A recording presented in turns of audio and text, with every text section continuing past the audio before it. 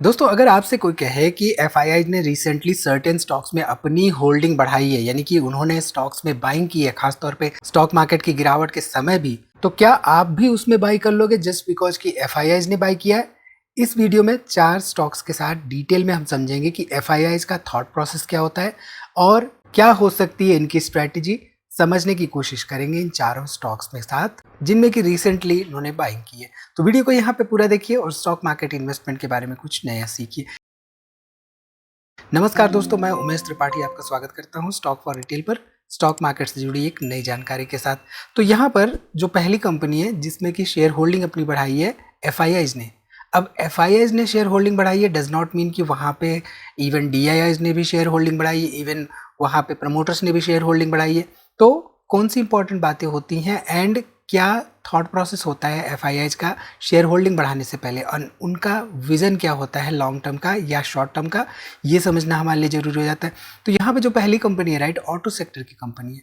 अब जनरली जब एफआईआईज किसी भी शेयर में अपनी होल्डिंग बढ़ाते हैं तो वहाँ पर वो पूरी डीप एनालिसिस करते हैं और उसके साथ ही साथ उनके कई सारे टीम मेंबर्स होते हैं जो कि रिसर्च करते हुए ये समझने की कोशिश करते हैं कि उस पर्टिकुलर इंडस्ट्री में क्या चल रहा है। देखिए, एज एन इन्वेस्टर जब भी हम एनालिसिस करते हैं, राइट, किसी भी स्टॉक का, तो सबसे पहले एनालिसिस करना चाहिए हमें बिजनेस का और बिजनेस में ग्रोथ पर्सपेक्टिव का। तो यहाँ पे जो जमुना ऑटो इंडस्ट्रीज लिमिटेड है, राइट, ये ऑटो सेक्टर की कंपनी है। ऑटो सेक्टर में भी ऑटो एंसिलरी सेक्टर की कंपनी है। अब यहाँ पे ऐसे में आता है कि क्या ये कंपनी के प्रोडक्ट्स जो हैं वो इलेक्ट्रिक व्हीकल कंप्लायंट है या नहीं। ठीक है, तो यहाँ पे ये जो कंपनी है commercial vehicle and original equipment manufacturers segment में, डोमेस्टिक मार्केट में इसका करीब करीब 60 to 65 मार्केट शेयर है ओवरऑल। एंड इसके साथ ही साथ अगर हम यहाँ पे देखें तो आप देख सकते हैं कि जो भी इनका प्रोडक्ट्स है, राइट, चाहे वो लिफ्ट स्प्रिंग हो, चाहे वो स्टेबलाइजर बार हो, लिफ्ट एक्सल हो, ड्रॉप एक्सल हो, ये सब जो प्रोडक्ट्स हैं कहीं ना कहीं से ओवरऑल इलेक्ट्रिक व्हीकल कंप्लायंट है, क्योंकि ये ऐसे प्रोडक्ट्स हैं जो कि इलेक्ट्रिक व्हीकल्स में भी लग सकते हैं बिना किसी चेंजेस के। ठीक है, इसके साथ ही साथ यहाँ पे इनके ये क्लाइंट्स हैं एंड कई सारे पार्ट नंबर्स हैं इनके, देख सकते हैं 5000 प्लस पार्ट नंबर्स हैं। एंड इसके साथ ही साथ इनका एक्सपोर्ट भी है 17 कंट्रीज में। तो ऐसे में ऐसी कंपनियां जो कि एक्सपोर्ट करती हैं उनके साथ कहीं ना कहीं से एसोसिएटेड होता है रिस्क। और वो रिस्क कौन से होते हैं? वो रिस्क होते हैं जियोपॉलिटिकल सिचुएशंस वाले, जैसे कि रिसेंटली ईरान और यूएस के बीच में हमें टेंशंस देखने को मिली थी। तो ऐसी सिचुएशंस की भी स्टडी इंपॉर्टेंट हो जाती है। ठीक है, इसके साथ ही साथ यहाँ पे सेल्स देखें 2015 में 1095 करोड़ का था, प्रॉफिट यहाँ पे 29 करोड़ का था। एंड अगर हम लेटेस्ट डाटा यहाँ पर देखें तो 2600 करोड़ का सेल्स रीसेंट क्वार्टर में देखने को मिल रहा था। एंड इसके साथ ही साथ यहाँ पे देखिए तो करीब करीब 230 करोड़ रुपए के आसपास यहाँ पे हमें ओवरऑल नेट प्रॉफिट देखने को मिल रहा था। तो ये क्वार्टर ऑन क्वार्टर डाटा नहीं है, ईयर बेसिस पे डाटा है। तो ईयर ऑन ईयर यहाँ पे देखिए तो आपको सेल्स में भी ग्रोथ दिख रही है, आपको प्रॉफिटेबिलिटी में भी ग्रोथ देखने को मिल रही है। एंड ये इंपॉर्टेंट डाटा जो है एफआईआईज भी कहीं ना कहीं से स्टडी करते हैं। ठीक है, चलिए इसके साथ ही साथ शेयर होल्डिंग पैटर्न में अगर ध्यान दें तो 49-50% के आसपास प्रोमोटर्स थे जून 2023 में, 32% पब्लिक थी, और यहाँ पे एफआईआईज मात्र 3% थे, डीआईआईज करीब करीब 14.5% के आसपास थे। लेटेस्ट डाटा के हिसाब से यहाँ पे आप देख सकते हैं कि एफआईआईज ऑलरेडी 9% के आसपास हो चुके हैं। एफआईआईज ने अपना स्टेक बढ़ाया है, लेकिन सबसे इंपॉर्टेंट बात यहाँ पे डीआईएच ने अपना स्टेक 50% से रिड्यूस कर दिया है।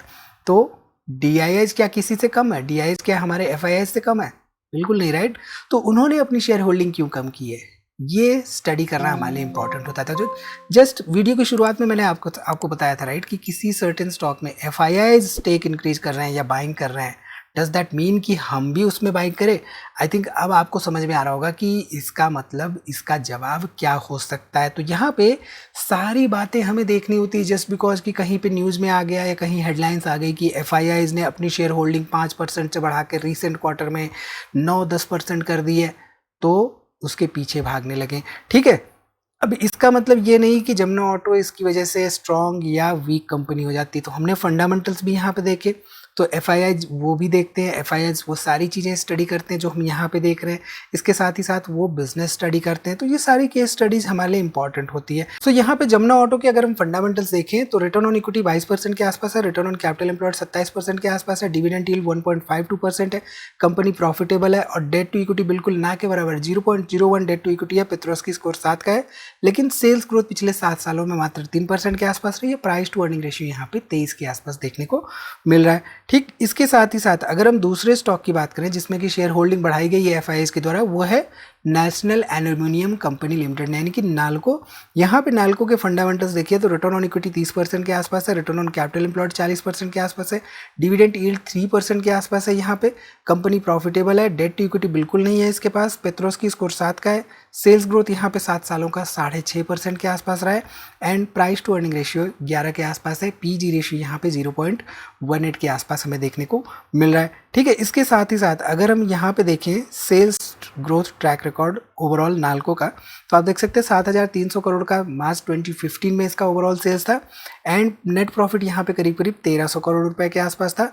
अब यहाँ पे रीसेंट डाटा पर अगर हम ध्यान दें तो यहाँ पे आप देख सकते हैं करीब 17,000 करोड़ का सेल्स हो चुका है एंड यहाँ पे करीब 5,800 करोड़ का हमारे पास नेट प्रॉफिट देखने को मिल रहा है। ठीक है, चलिए इसके साथ ही साथ अगर हम शेयर होल्डिंग पैटर्न पे ध्यान दें तो जून 2023 में नाल्को में करीब 51% के आसपास प्रोमोटर थे, 18.5% पब्लिक थी और यहाँ पे 14-15% के आसपास एफआईएस देखने को मिल रहे थे, 15% के आसपास डीआईएस भी थे।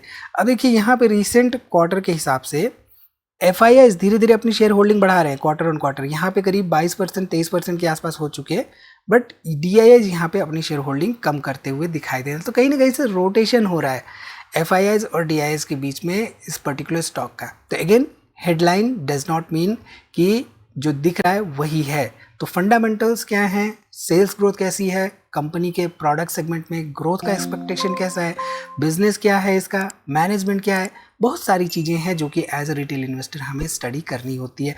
ठीक, यहाँ पे 15% के आसपास हमें पब्लिक इन्वेस्टमेंट देखने को मिल रहे थे और करीब 51% के आसपास यहाँ पे प्रमोटर शेयर होल्डिंग देखने को मिल रही है। ठीक, इसके साथ ही साथ यहाँ पे अगर हम बात करें मार्क्संस फार्मा लिमिटेड की, तो मार्क्संस यहाँ पे देखिए तो इनके जो प्रोडक्ट सेगमेंट है करीब 2000 प्लस एसक्यूज हैं और 350 प्लस प्रोडक्ट्स हैं इस पर्टिकुलर कंपनी के। ठीक है, इसके साथ ही साथ Indian pharma company in UK की अगर हम बात करें तो ये amongst the top 5 Indian companies है। एंड फंडामेंटल्स की बात करें तो मार्क्संस का देखिए 15% के आसपास रिटर्न ऑन इक्विटी है, 18% यहाँ पे रिटर्न ऑन कैपिटल एम्प्लॉयड है। यहाँ पे आप देखिए तो डिविडेंड यील्ड 0.30% के आसपास है, कंपनी प्रॉफिटेबल है, डिविडेंड यहाँ पे पिछले साल 40 करोड़ के आसपास दिया था, डेट टू इक्विटी 0.11 है, पेट्रोस्की स्कोर 8 का है, सेल्स ग्रोथ पिछले 7 सालों में 17% के आसपास रही, प्राइस टू अर्निंग रेशियो यहाँ पे 28 के आसपास देखने को मिल रहा है। इसके साथ ही साथ मार्क्संस का अगर हम सेल्स देखें तो 2015 में करीब 800 करोड़ रुपए के आसपास सेल्स थी, 112 करोड़ रुपए के आसपास यहाँ पे प्रॉफिट था। लेटेस्ट डाटा के हिसाब से आप देख सकते हैं कि जो ओवरऑल सेल्स है वो करीब 3000 करोड़ रुपए के आसपास हो चुकी है एंड 420 करोड़ रुपए के आसपास यहाँ पे नेट प्रॉफिट हो चुका है इस पर्टिकुलर कंपनी का। इसके साथ ही साथ अगर हम यहाँ पे देखें तो जून 2023 में करीब 44% के आसपास प्रोमोटर्स थे, 15% यहाँ पे एफआईआईस थे, 3% यहाँ पे डीआईएस थे एंड 37% के आसपास पब्लिक इन्वेस्टमेंट देखने को मिल रही थी। लेटेस्ट डाटा के हिसाब से यहाँ पे आप देख सकते हैं कि 44% के आसपास यहाँ पे प्रोमोटर्स हैं, 32% यहाँ पे पब्लिक है और पिछले क्वार्टर के हिसाब से 100% एफआईआईज इंक्रीज हो चुकी है, यानी कि पिछले क्वार्टर में करीब 8% के आसपास थे, यहाँ पे हो चुके हैं 17% के आसपास। यहाँ पे डीआईआईज भी बढ़ते हुए दिखाई दिए। हालांकि आप ध्यान देंगे तो पहले 22-23% के आसपास हुआ करते थे एफआईआईज, जो कि कम हुए बीच में और कम हुए एंड देन एकदम से यहाँ पे बढ़ गए। तो एफआईआईज किसी के सगे नहीं होते, इसलिए जस्ट मैं कहता हूँ कि हर एक चीज़ को हमें बारीकी से स्टडी करना चाहिए। वो कब आते हैं कब जाते हैं इसका हम माइन्यूटली बहुत ज़्यादा स्टडी करना चाहिए, जिससे कि हमें पता चलता है कि वो वाकई में कर क्या रहे हैं। ठीक है, इसके साथ ही साथ अगर हम यहाँ पे बात करें श्रीराम फाइनेंस लिमिटेड की, तो श्रीराम फाइनेंस यहाँ पे देखिए तो 16% के आसपास ओवरऑल रिटर्न ऑन इक्विटी है, 12% यहाँ पे रिटर्न ऑन कैपिटल एम्प्लॉयड है, डिविडेंड यील्ड 1% के आसपास है, कंपनी प्रॉफिटेबल है, डेट टू इक्विटी 3.8 के आसपास है, पेट्रोस्की स्कोर यहाँ पे 5 का है। इस कंपनी का डेट टू इक्विटी जो है 3.8 क्यों है, कमेंट करके बताइए। अगर आप हमारी वीडियोस देखते हैं तो आपको पता होना चाहिए अब तक। सेल्स ग्रोथ पिछले 7 सालों का 18% के आसपास है। प्राइस टू अर्निंग रेशियो यहाँ पे 25 है एंड पीजी रेशियो करीब करीब 1.36 के आसपास देखने को मिल रहा है। इसके साथ ही साथ श्रीराम में देखिए, आप यहाँ पे देख सकते हैं मार्च 2015 में करीब 9,000 करोड़ की सेल्स थी। यहाँ पे 1,000 करोड़ रुपए के आसपास ओवरऑल नेट प्रॉफिट था। इसके साथ ही साथ लेटेस्ट डाटा पे देखिए तो ये जो 9,000 करोड़ का सेल्स था ये बढ़ के हो चुका है 48,000 करोड़ का एंड यहाँ पे नेट प्रॉफिट बढ़ के हो चुका है 10,000 करोड़ रुपए के आसपास। ठीक है, इसके साथ ही साथ शेयर होल्डिंग पैटर्न अगर हम देखें श्रीराम फाइनेंस में तो यहाँ पे देख सकते हैं सितंबर 2023 में 25% प्रोमोटर्स थे, केवल और केवल 4% पब्लिक, और यहाँ पे 54% FIIs थे, 15% के आसपास DIs देखने को मिला था। अब देखिए 54% FIIs मैटर करता है, राइट। अब यहाँ पे आप देखिए तो पिछले क्वार्टर तक आते आते 45% हो चुके थे FIIs, लेकिन इस क्वार्टर में अगेन लेटेस्ट क्वार्टर में 56% के आसपास FIIs हो चुके हैं, मात्र 20% के आसपास यहाँ पे प्रमोटर होल्डिंग देखने को मिल रही है। एक कंसर्निंग फैक्टर क्या है, 25% से घट के प्रमोटर 20% हो चुके हैं। हालांकि कुछ कंपनियां ऐसी होती है जिनमें प्रमोटर शेयर होल्डिंग धीरे धीरे घटते घटते जीरो हो जाती है, बट अगेन ऐसी बहुत कम कंपनियां हैं। ऐसी कुछ कंपनियां अगर आपको मालूम है तो कमेंट करके जरूर बताइए। खासतौर पे बैंकिंग सेक्टर की कंपनियों के साथ ऐसा होता रहता है। ठीक है, यहाँ पे 18% के आसपास हमें DIs देखने को मिला एंड पब्लिक इन्वेस्टमेंट मात्र 5% के आसपास देखने को मिल रही है। सो सबसे इंपॉर्टेंट बात यहाँ पे एक मिथ जो कि आपको क्लियर करके चलना चाहिए कि FIIs कुछ ऐसी एंटिटी नहीं है जो कि फ्यूचर देख सकते हैं, जिनको पता हो कि हाँ इस कंपनी में मुझे बाई करना है या उस कंपनी में सेल करना है, बट उनके पास रिसर्च टीम होती है, उनके पास इंडस्ट्री एक्सपर्ट्स होते हैं, उनके पास रिसर्च एनालिस्ट होते हैं। वो जनरली मैनेजमेंट से मीटिंग्स करके डिसाइड करते हैं कि वेदर कंपनी में इन्वेस्टमेंट करना है या नहीं, जो कि एज अ रिटेल इन्वेस्टर हमारे लिए थोड़ा सा चैलेंजिंग टास्क होता है। सो हमें FIIs एंड DIs के डाटा के साथ ही साथ कंपनी का बिजनेस, कंपनी की overall earnings reports, earning growth report, industry tailwinds, balance sheet, management quality, ये सब चीज़ें भी बारीकी से देखना चाहिए जब भी हम किसी कंपनी में एनालिसिस करते हुए इन्वेस्टिंग डिसीजन मेकिंग कर रहे हो। So all in all, just because कि FIIs बाई कर रहे हैं डज नॉट मीन कि हमें भी बाई करना चाहिए। ये 5 इंपॉर्टेंट पॉइंट्स जरूर से जरूर देखिए।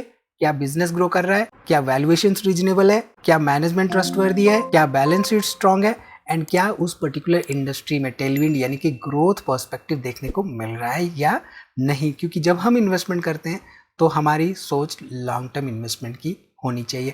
तो इस वीडियो में इतना ही दोस्तों, आई थिंक यहाँ से आपको काफ़ी कुछ सीखने को मिला होगा। वीडियो को लाइक करिए, कोई भी अपना सवाल हो तो कमेंट जरूर करिए और वीडियो को दोस्तों में शेयर करना ना भूलिए।